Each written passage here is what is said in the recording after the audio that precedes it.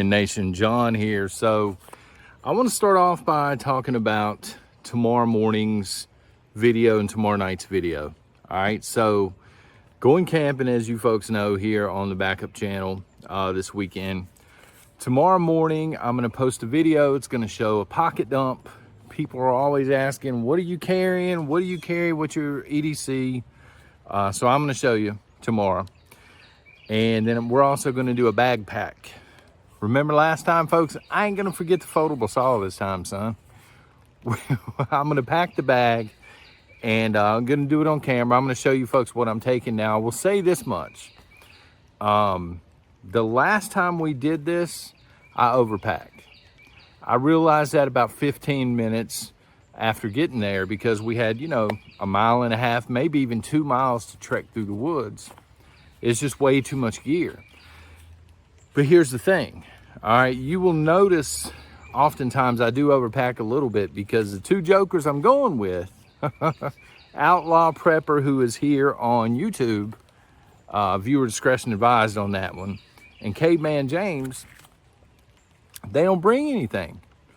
Outlaw Prepper, sometimes he'll have a bag. He'll have a small bag, but, you know, it'll have snacks and stuff in it. Nothing really survival related. He will bring a knife. I'll give him credit for that. Caveman brings nothing. He brings himself and, you know, a pair of blue jeans, and that's it.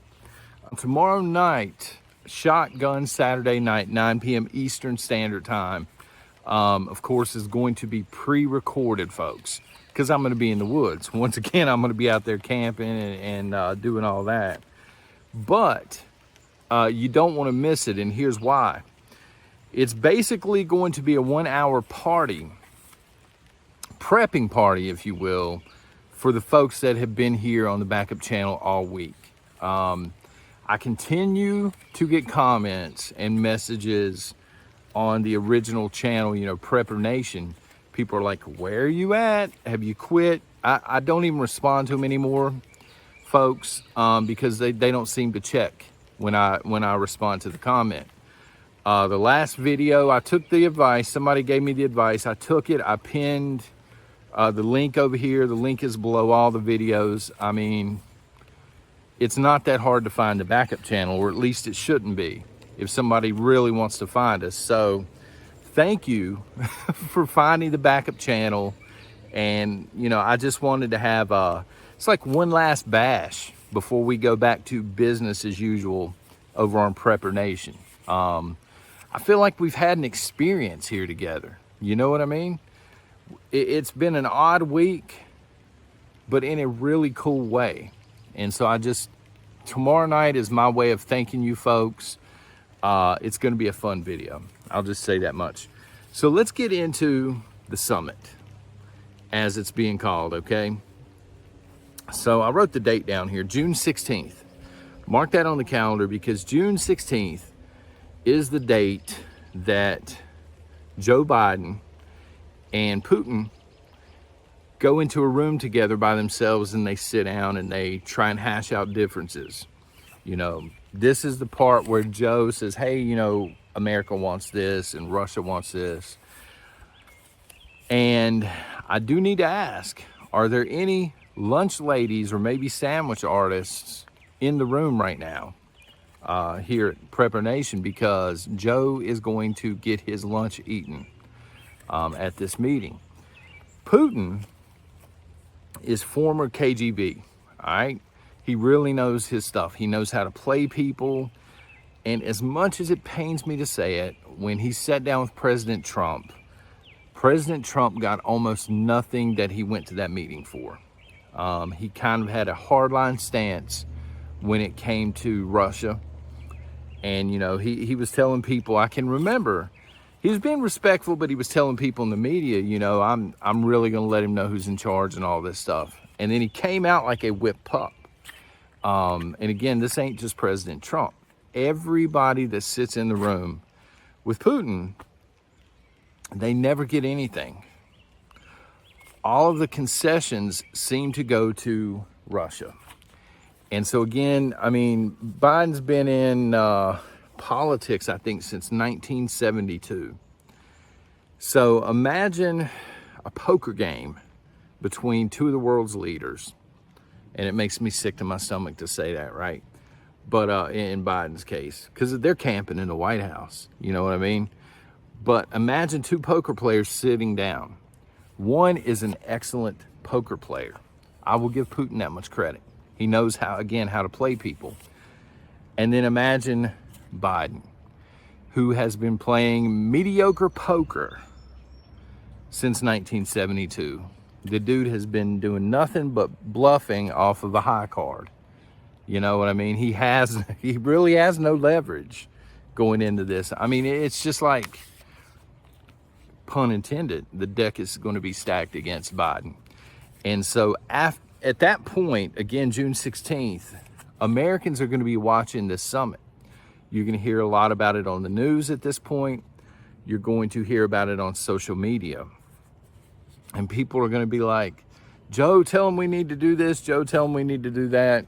And I'm telling you now, Joe is not walking out of that room with anything that benefits the United States of America. It's only going to be worse. The U.S. is going to, I think, lose some of its global dominance after this meeting. People are really going to start to figure out, maybe even some extreme progressives at that point will realize Joe's not a strong negotiator. You know, they might be riding with Biden up to that point, but I mean, again, I hate to bring it up, but Putin really outmaneuvered Trump during their meeting, or he seemed to.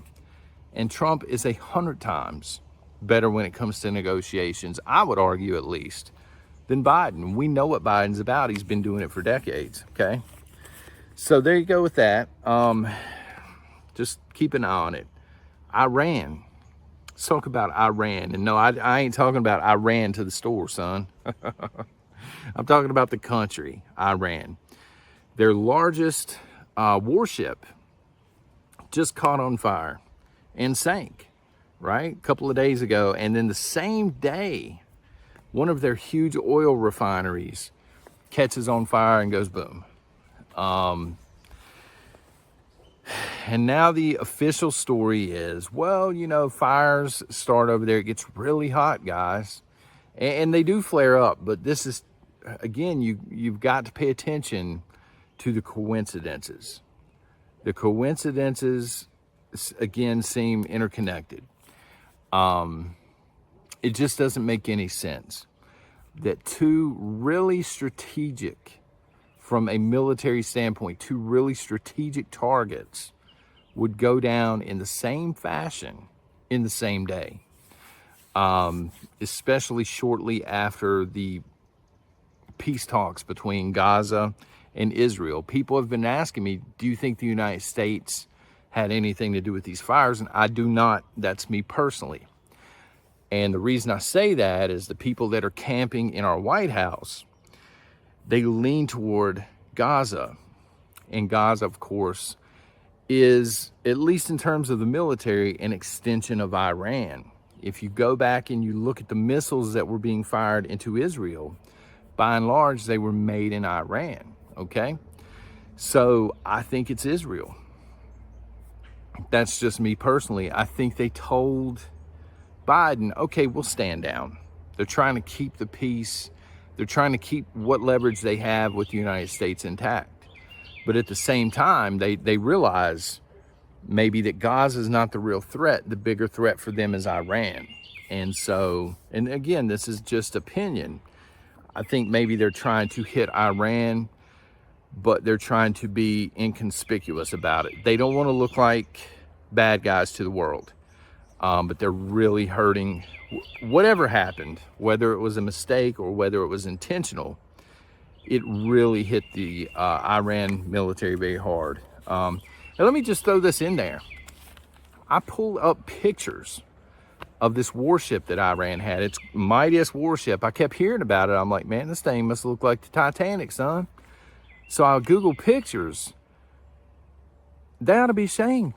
I would have scuttled this myself. I've seen pontoons that looked like they were in better shape than this thing. So if that is really the the Mount Everest of their military in terms of the Navy. Not good, not good at all. The Global Times, y'all heard about this? The Global Times, which is a Chinese-run newspaper, Chinese-owned, they are calling for the Chinese Communist Party to bomb Australia. Do I think this is going to happen? No. I think this is the way propaganda outlets talk. You know, they like to talk really fierce and really extreme one way or the other. But it means that they're upset with Australia, obviously.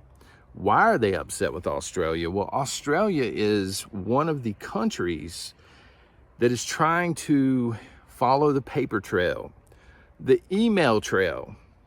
Now, they really want to know they want to know the origin story of the C-19. And it seems as though the Chinese don't want that being found out. Just saying. Let me know below what your thoughts are on that. I gotta stop there before I say something I shouldn't. Finally, let me see here. I got it written down. Yep. Fuel, food, finance. All right. That's something we talk about in the prepping industry. I guess it's an industry, right? A lot of people making a lot of money, apparently. We have seen our fuel in this country be hit. Cyber hack, it's not over. They're going to continue to hit it. We all know this. These hacks are not going to stop. You can't, if somebody hacks you and they leave ransomware, okay? Joe, if you're listening, you can't pay these people. Because if you pay these people, there are 1,000 groups standing behind them saying, wait a minute, we can get rich too. Let's hit some more ransomware. Doesn't matter the country of origin right now. What matters is we're getting slammed with these hacks. So the fuel has been hit. And then the meat processing plant, the food has been hit. All right, that's the first two. Finance will be next. As a rule of thumb in the prepping community, okay, in case you're new, the rule of thumb is if you can afford to, go ahead and have 1 month's worth of cash. And this is for everything. This is for the gasoline you're gonna need, the food you might need to buy, medicine, you know, your mortgage, your car payment, etc.